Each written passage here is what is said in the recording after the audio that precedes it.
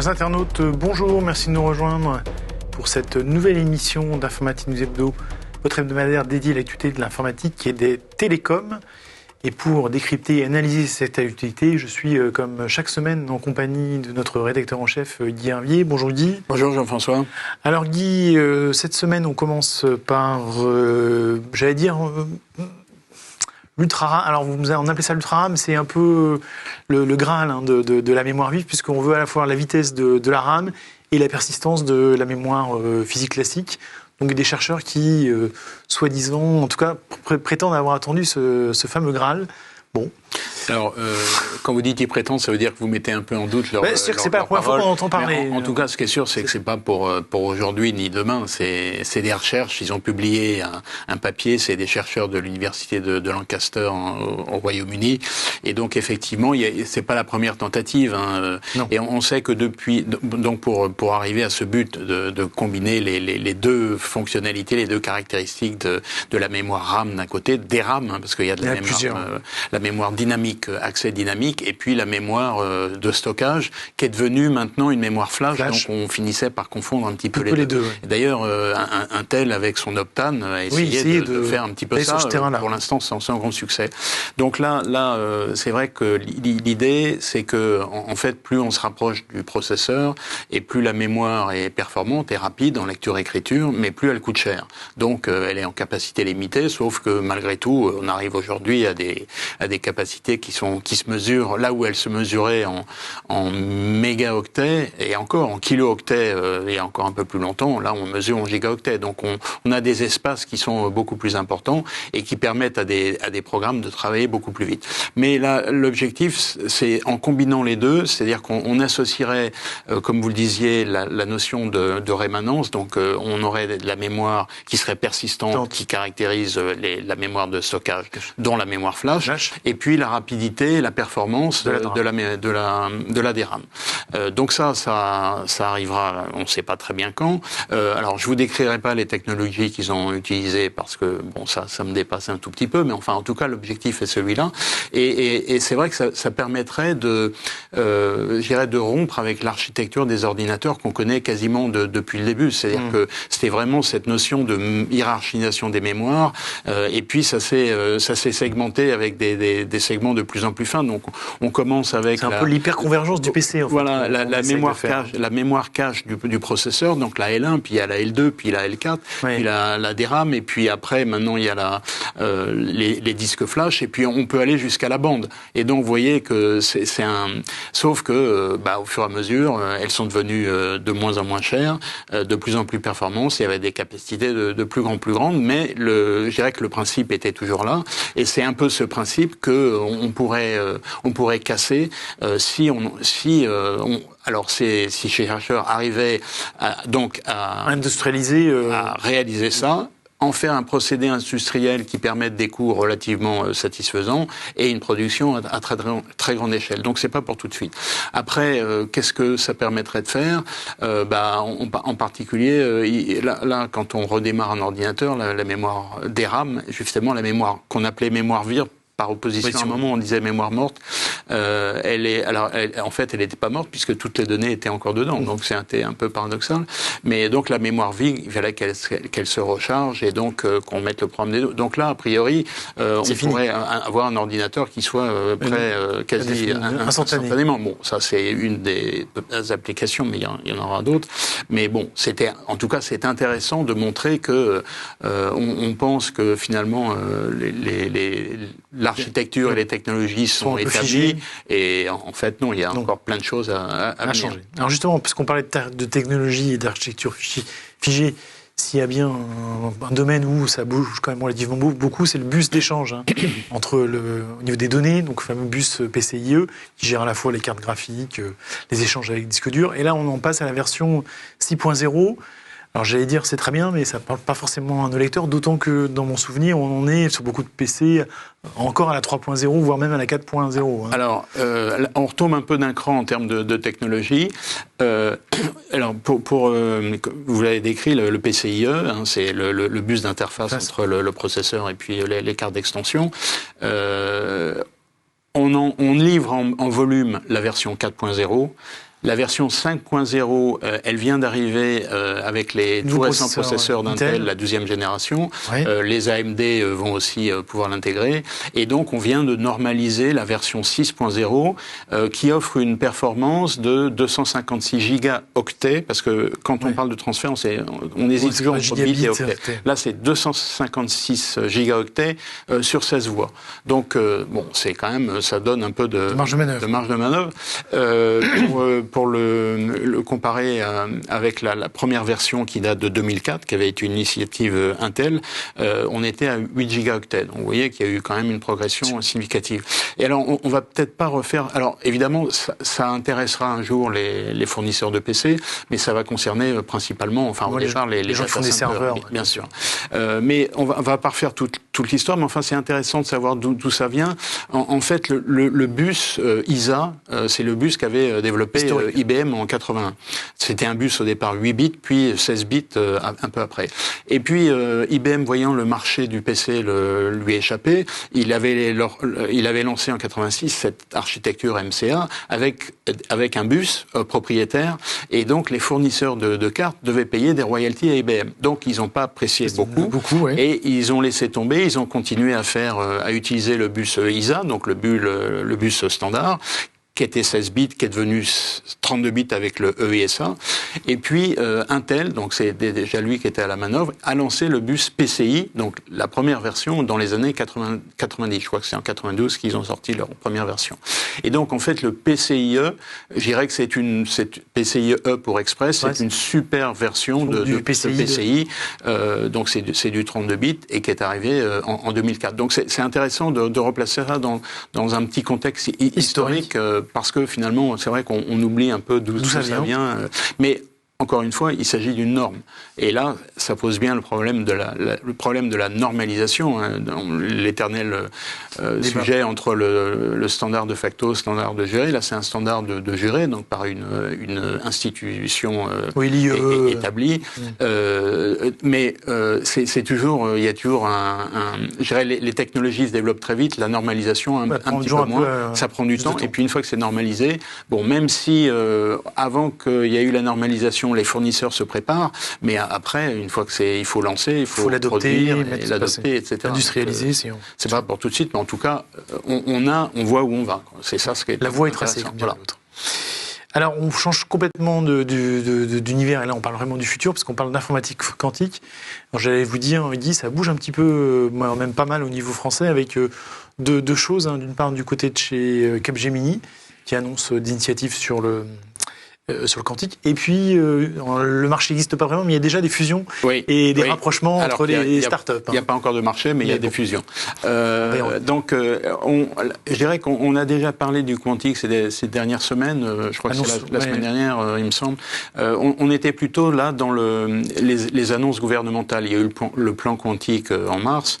Et puis là, c'était un peu un deuxième volet avec une annonce au CEA, avec la ministre de la Défense, donc, puisqu'il y avait des applications de défense qui étaient mises en avant. Donc là, c'était, je dirais, plutôt un plan gouvernemental avec, à la clé, peut-être l'achat de 1 ou 2 ordinateurs, peut-être 3 quantiques. On a fait le pari d'un calculateur IBM. Voilà, exactement. Là, on est plutôt dans le domaine commercial des entreprises. Et comme vous le disiez, il y a 2 volets. Il y a Capgemini qui a ouvert un laboratoire, le Quantum Lab, avec deux antennes de recherche, l'une au Royaume-Uni et l'autre au Portugal. On aurait aimé que ce soit en France, mais bon, c'est comme ça. L'objectif, c'est, comme on peut l'imaginer, c'est de commencer à réfléchir aux applications qu'on va pouvoir développer avec les applications, avec l'informatique quantique. Donc, il y a les sciences de la vie, la santé. Il y a évidemment la sécurité, ça on en parle depuis toujours. Il y a l'aérospatial, il y a l'automobile. Donc, je dirais quelques applications, quelques directions dans lesquelles on va pouvoir aller. Et puis, parallèlement à cette annonce, ils ont signé un un accord avec IBM pour devenir un hub, donc un quantum hub, donc c'est-à-dire en gros un prestataire de référence pour les technos IBM. Le jour où ça viendra, et puis je dirais, alors peut-être qu'eux aussi vont s'équiper d'un ordinateur quantique rapidement pour à la fois tester et puis commencer à s'expérimenter. Donc ça c'est le premier volet qui est quand même important, parce que Capgemini c'est pas une petite start-up du coin. Enfin, j'ai rien contre les start-up. D'ailleurs, on en parle. C'est le sujet suivant. Des start-up. Donc là, c'est une start-up qui s'appelle Pascal, start-up française, qui vient de racheter une start-up hollandaise qui s'appelle Q&Co. Et donc là, c'est l'association, je dirais, très complémentaire, puisque la première, elle fait du développement dans le domaine hardware, donc du matériel. Oui, elle promet un calculateur quantique, normalement, il promet 1000 qubits en 1000 qubits. Je sais plus, en 2023. En 2023. Et c'est vrai que c'est une des startups françaises sur lesquelles on met quand même beaucoup d'espoir dans le secteur du quantique. Oui, bon, ça, on verra. Donc, parce qu'on parle d'informatique quantique, mais il y a toute une panoplie de technologies qui sont assez différentes. C'est une technologie qu'on appelle des atomes froids. Ne me demandez pas exactement ce que ça veut dire, parce que je pense que atteindrai assez rapidement mes limites, mais en tout cas, c'est une des voies possibles. Et donc, elle rachète une deuxième qui, elle, est spécialisée dans le développement des algorithmes et des environnements de développement. Parce qu'on sait que, et c'est ça le point, je dirais, essentiel de l'informatique quantique, c'est que, en gros, tout ce qu'on connaît en matière logicielle dans l'informatique traditionnelle, il faut quasiment repartir une page blanche. Donc il y a un travail immense à faire dans ce domaine-là, et donc il y a tout un tas d'entreprises qui ont commencé depuis un certain temps à travailler dans ce domaine-là, de telle sorte que lorsque on aura des ordinateurs quantiques disponibles de manière commerciale, on a aussi des applications, parce que des ordinateurs sans application, ça sera pas très loin. Pas grand-chose. Donc je dirais que c'est une association de deux entreprises qui sont parfaitement complémentaires, mais en tout cas c'est vrai que c'est intéressant parce que ça bouge. Il n'y a pas encore vraiment de marché, mais malgré tout les mouvements existent. On est en préparation de quelque chose dont on ne sait pas trop. On ne veut pas rater l'aval, en tout cas. Exactement. Alors, autre sujet, pour le coup, qui a fait polémique, on s'en souvient, c'est l'incendie du data center d'OVH Cloud du côté de Strasbourg, il y a maintenant quelques temps, avec une action collective d'une vingtaine d'entreprises, je crois, qui évidemment, je sais pas, c'est peut-être évidemment et peut-être de trop, en tout cas, qui se retournent et intentent un procès à OVH pour essayer de récupérer, pour se faire indemniser, on va dire. Pour avoir, parce que jusqu'à présent, OVH Cloud, je dirais, n'a pas proposé d'indemnisation ou quoi que ce soit. Alors ils ont fait tout ce qu'il fallait pour remettre tout en ordre, mais tout ça a un coût. Et pendant ce temps-là, les entreprises, ça leur a coûté pour remettre les choses sur le bon pied, si je puis dire. Pendant toute la période où il y a eu où ils n'ont pas pu avoir à disposition à la fois leurs applications et leurs données, ils ont perdu du chiffre d'affaires. Donc ils ont pu perdre des clients, donc il y a quand même un manque à gagner considérable, et donc c'est ce qui est en train d'ordonnancer le cabinet Ziegler, qui est spécialisé dans le numérique. Donc comme vous le disiez, une vingtaine d'entreprises, et donc l'objectif c'est évidemment pour ces entreprises-là, qui seront peut-être rejoints par d'autres, c'est pas exclusif, qui essaieront de récupérer une indemnisation à la hauteur du préjudice qui a été... alors évidemment, la question c'est comment on calcule ce préjudice. Donc on a donné quelques pistes précédemment, mais jusqu'à présent, alors elle donne un exemple qui est intéressant parce qu'elle prend le cas d'une petite entreprise qui a perdu 10 000 euros. Alors évidemment, vous allez me dire 10 000 euros, mais tout dépend de la taille. Mais si c'est une TPE, c'est quand même beaucoup d'argent. Et donc, face à ça, je dirais que le geste commercial fait par OVH Cloud, c'est, je dirais, une fourniture de services cloud gratuits pendant une certaine période qui correspond à l'équivalent de 900 €. Donc vous voyez qu'il y a un rapport de 1 à 10 entre les deux. Donc ça va être, je dirais, intéressant de voir un peu, ce qui va en advenir, parce que je pense que ça servira de jurisprudence. C'est le genre de choses qui va arriver. De toute façon, le risque zéro n'existe pas, ça va arriver de toute façon. Et puis, ça pose aussi le problème qui est de savoir, c'est en gros la responsabilité partagée entre le fournisseur et puis le client. Parce qu'il y a sans doute, peut-être, un certain nombre d'entreprises qui se disent, je mets tout dans le cloud et puis en gros, tout va bien, le fournisseur cloud, il s'occupe de tout. Et non, il faut regarder ce qui est prévu dans le contrat et de voir ce qu'il est prévu de faire en cas de ce genre d'incident. Donc, je pense que c'est important pour les entreprises qui ont subi le préjudice, mais c'est aussi important pour toutes les entreprises de réfléchir un peu plus aux problèmes posés par la migration vers le cloud, puisque ce genre de choses arrive. Très bien. Alors Guy, on finit cette première partie de notre émission par l'aspect, financier, avec quelques annonces de levée de fonds importantes, parce on regrette souvent que les startups françaises ont du mal à passer la deuxième marche, si je puis dire, en matière de levée de fonds. Là, on a deux acteurs qui ne sont pas forcément de la tech au sens, hardware, mais en tout cas qui se basent sur les nouvelles technologies. Back Market, qui est du reconditionné, dans les smartphones reconditionnés, et Conto, qui est une fintech, qui est une banque en ligne plutôt destinée aux entreprises, et qui, toutes les deux, ont levé de beaux montants. Oui, alors la première, Back Market, qui date de 2014, elle s'est spécialisée dans, comme vous disiez, le reconditionnement. Donc au départ, c'était plutôt tout ce qui est smartphone, ordinateur, etc.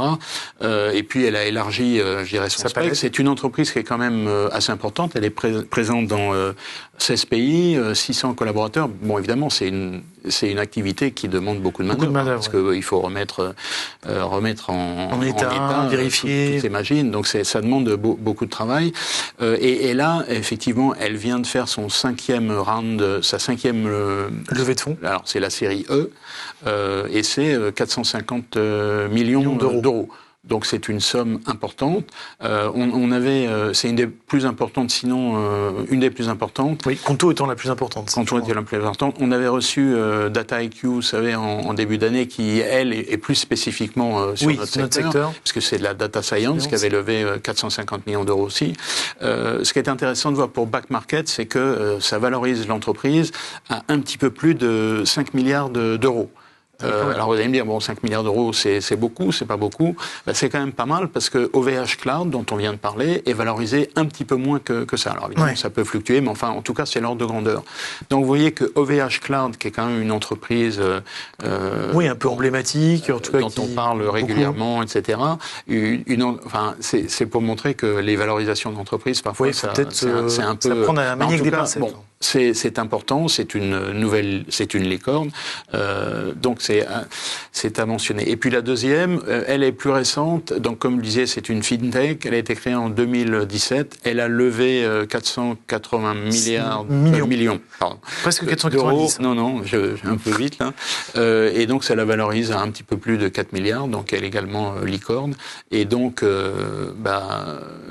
c'est un peu surprenant parce que là c'est une application, c'est une entreprise un peu plus classique, si je puis dire, puisqu'elle propose des services applications financiers, comptables, et là, je dirais que des fournisseurs dans ce domaine, il y en a un certain nombre. Donc, qu'est-ce qui a permis qu'elle puisse se départager, se distinguer par rapport aux autres? Ce serait intéressant de creuser la question. Et alors, tout ça m'amène à... Donc, si on regarde la fusion des deux dans le quantique et puis ces deux-là, c'était une réflexion de l'économiste Christian Saint-Étienne que j'entendais sur les ondes cette semaine. Et en fait, il était pas très, la critique qu'il émettait vis-à-vis des startups françaises, c'est que elles étaient pas sur des innovations de rupture. C'est vrai. Si on regarde les deux dernières, c'est un petit peu vrai. Si on regarde la première, Pascal, elle a pas encore réussi.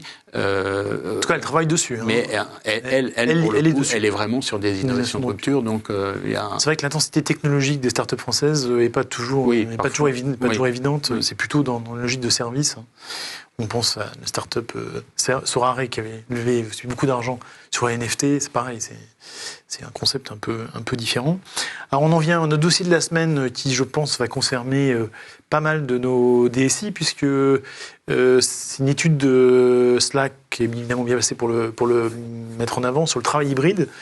On connaît tous évidemment la situation actuelle pandémique, donc et que le travail, j'allais dire, comme avant, c'est évidemment plus compliqué. En tout cas, là, si j'en crois Slack, il n'y a pas photo. Le travail hybride, c'est vraiment plébiscité par les salariés, et notamment les salariés français. Oui. Après, il n'y a plus que les entreprises. Alors, je vous corrige un petit peu parce que c'est une enquête qui a été faite par OpinionWay pour Slack. C'est un petit peu différent parce que, bon, et évidemment, l'objectif de Slack, c'était de mettre en avant l'utilisation de ces outils, mais bon, c'est pas le cœur du sujet. Alors, là, il y a beaucoup de chiffres et je conseille nos lecteurs à se reporter sur l'article intéressant de Loïc Duval dans nos colonnes de cette semaine, parce que là, il y a beaucoup d'éléments, il y a tous les chiffres, mais je dirais qu'on peut en mettre en évidence quelques-uns qui sont significatifs. Le premier, c'est que les trois quarts des personnes qui ont été interviewées, qui sont des salariés d'entreprise, considèrent que le travail hybride, alors ce qu'on appelle travail hybride, c'est un mix de travail à la maison et de travail dans l'entreprise. Ça peut aller après, on calcule le nombre de jours, comment c'est organisé, mais en gros, c'est un mix. C'est ça l'idée. 75%, donc 3 sur 4, pensent que c'est bon pour les performances de l'entreprise. Donc en gros, c'est quelque chose qui est pas, ils pensent pas à eux d'abord. La première question, c'est pour l'entreprise. Ils pensent que c'est. Donc ça, c'est la première chose. La deuxième chose qui est plus, qui coule de source, si je puis dire, on peut s'étonner d'ailleurs qu'il n'y ait pas plus que ça, c'est que 6 sur 10 pensent que l'organisation de la journée de 9 à 5, 9h du matin à 5h du soir, faut oublier. Donc ça, si on n'avait pas compris ça, c'est qu'on a un petit problème, surtout si on a des enfants. Et puis alors le troisième qui est plus intéressant et devrait quand même alerter les entreprises, parce que malgré tout, on a vu dans la mise en œuvre, surtout dans la dernière vague de la pandémie, on a vu la résistance qu'opposaient les entreprises à la mise en œuvre du télétravail. Certaines entreprises françaises, on va dire. Françaises, oui, exactement. Et là, 3 personnes interrogées sur 4 disent qu'elles sont prêtes à changer de travail si les entreprises reviennent à 100% en présentiel. Donc vous voyez que pour les RH, le message est clair. Le message est très clair, et il est d'autant plus clair que quand on va dans les catégories d'âge qui sont relativement jeunes, alors évidemment c'est normal puisque c'est à ce moment-là où la mobilité est la plus forte, mais néanmoins là le constat est pareil, c'est plus de 40%.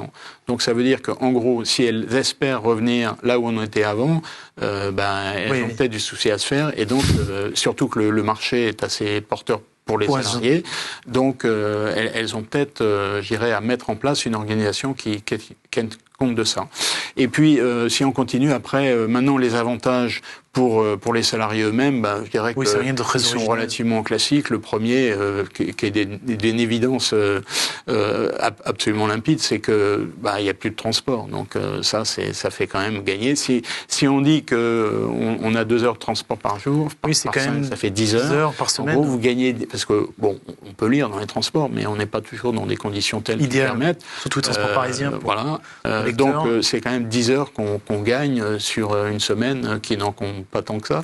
Donc c'est pas négligeable. Et puis après, il y a, la flexibilité, la possibilité de s'organiser comme on peut, d'être plus indépendant.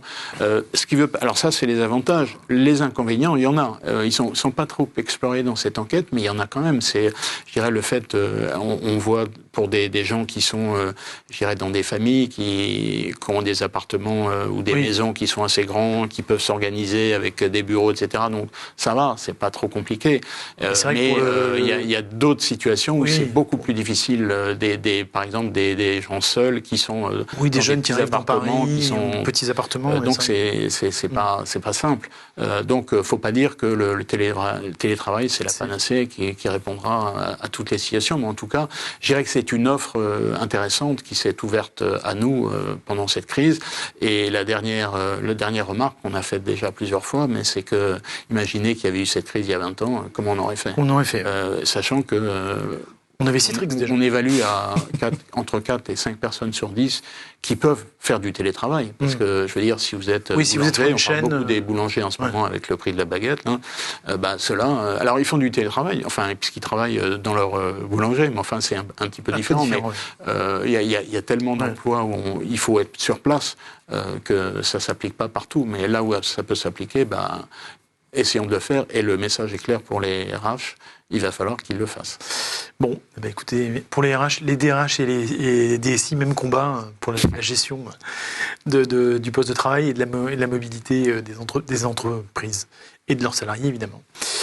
On continue sur cette notion de RH, puisque pour les événements de la semaine dernière, vous avez retenu l'initiative de Pôle emploi qui essaye met les métiers IT sous les projecteurs. Hein. J'allais dire, l'idée, c'était d'essayer de faire, parce qu'on sait que le secteur, évidemment, est en recrutement, d'essayer d'amener des demandeurs d'emploi, leur montrer que c'est pas un secteur inaccessible et de les amener sur ce nouveau terrain qui est le secteur IT. Hein. C'est ça qu'on se dit. Oui, c'est du 24 au 28 janvier, c'est la 4e semaine des métiers du numérique et donc là, en gros, c'est un coup de projecteur que met Pôle emploi sur ce secteur qui est, comme vous le disiez, en forte demande et donc c'est tous les métiers du numérique qui sont concernés, chefs de projet, développeurs d'interface, les spécialistes en cybersécurité, enfin tous les métiers sont concernés, donc c'est une initiative intéressante à la fois pour les salariés qui sont en recherche de travail,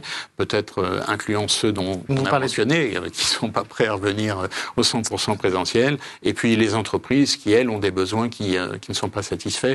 Donc c'est une initiative sur laquelle on voulait mettre un éclairage et qui est à saluer. Maintenant, est-ce que en gros, je dirais, Pôle emploi arrive à ses objectifs? Je ne sais pas, mais en tout cas, ils essayent et c'est déjà bien.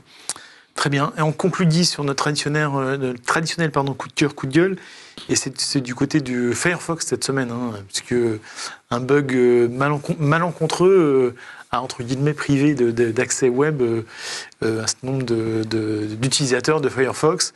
Et bon, évidemment, en plus, le bug n'était pas forcément facile à détecter et à appréhender, donc c'était évidemment toujours un peu perturbant. Alors, pourquoi je l'ai mis en avant? Parce que justement, je l'ai expérimenté, donc, et je crois aussi que vous avez été impacté par ça. Bon, c'est vrai que c'est arrivé hier, je crois. Mercredi. Non, mais jeudi. J'ai un moyen de m'en souvenir, c'est que le petit réparateur auquel j'ai fait appel travaille que le jeudi. Donc c'était une bonne chose. Mais en tout cas, c'est une panne, comme vous le disiez, qui était assez difficile à détecter, sachant que si sur votre PC... Alors là, on parle du on reviendra au télétravail justement.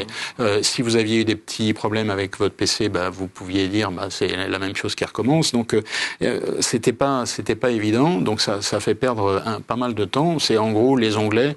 C'était un problème dans le protocole HTTP, dans les onglets qui ne faisait que les pages ne se chargeaient pas. Donc, en ce qui me concerne, ça m'a fait perdre, je dirais, peut-être 2 heures. 2 heures, c'est pas énorme, enfin, c'est pas négligeable. Alors, évidemment, Firefox, c'est plus... c'est pas Chrome. C'est 10% du marché.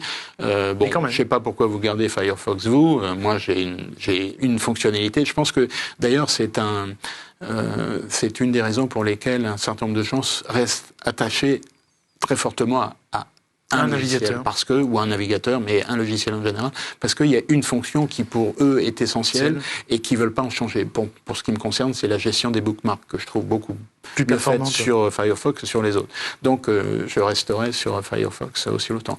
Et ça m'amène à une réflexion plus générale, c'est qu'est-ce qu'il arrive, puisque là on est en situation de télétravail, pour tous les gens qui vont être en télétravail face à eux, est-ce que le service de helpdesk que va fournir les entreprises sera aussi performant que lorsqu'ils sont en entreprise? Donc c'est une question qui est posée, mais qui est importante, bien sûr, parce que la notion de confort avec les outils IT, la fameuse visio, le micro ne fonctionne pas, la caméra ne fonctionne pas. Oui.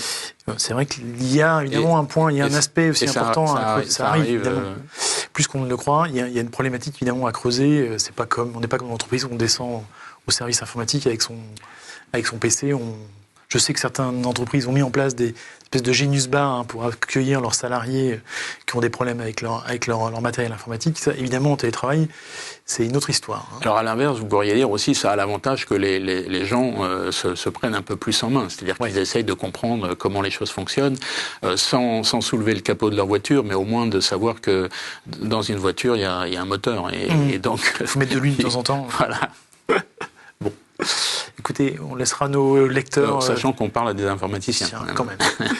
On laissera nos lecteurs réagir et nous transmettre leur vécu en la matière. En tout cas, Guy, merci pour ces commentaires, merci pour ces analyses.